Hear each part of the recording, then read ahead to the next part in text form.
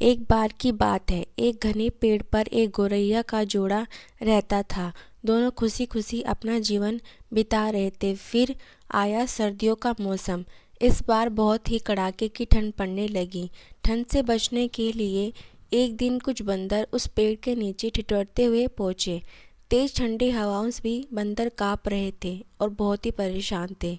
पेड़ के नीचे बैठने के बाद वो आपस में बात करने लगे कि काश कहीं से आग सेकने को मिल जाती तो ठंड दूर हो जाती। उसी बीच एक बंदर की नज़र पास पड़ी सूखी पत्तियों पर पड़ी। उसने दूसरे बंदरों से कहा, चलो इन सूखी पत्तियों को इकट्ठा करके जलाते हैं।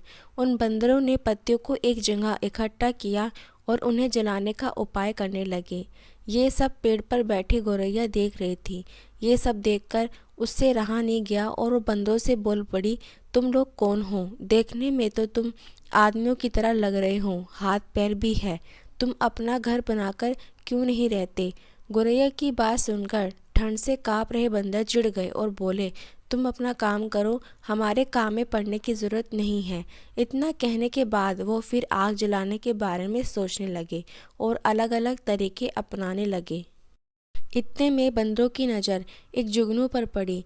वो चिल्लाने लगा, देखो ऊपर हवा में चिंगारी है, इसे पकड़कर आग जलाते हैं। यह सुनते ही सारे बंदर उसे पकड़ने के लिए अलग अलग तरीके अपनाने लगे।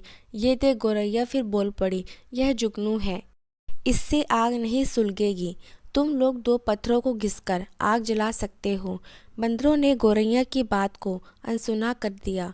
कई कोशिश के बाद उन्होंने जुगनू को पकड़ लिया और फिर उससे आग जलाने की कोशिश करने लगे, पर वो इस काम में कामयाब नहीं हो पाए और जुगनू उड़ गया। इससे बंदर निराश हो गए। इतने में फिर से गौरैया बोल उठी, आप लोग मेरी बात मानिए, पत्थर रगड़कर आप आग जला सकते हैं। इतने में गुस्साए हुए बंदर से रहा न गया और उसने पेड़ पर चढ़कर गौरैया के घोंसले को तोड़ दिया। यह देख गौरैया दुखी हो गई, डर कर रोने लगी। इसके बाद वो उस पेड़ को छोड़कर कहीं और चली गई। सीख, जरूरी नहीं कि हर किसी को ज्ञान या उपदेश दिया जाए। उपदेश उसी को दिया जाना चाहिए जो समझदार हो और बातों को समझे। बेवकूफ़ को उपदेश देने से खुद का ही बुरा हो सकता है। दोस्तों, आपको मेरी कहानी कैसी लगी ज़रूर बताइए और मेरे चैनल को लाइक और सब्सक्राइब करना ना भूलें।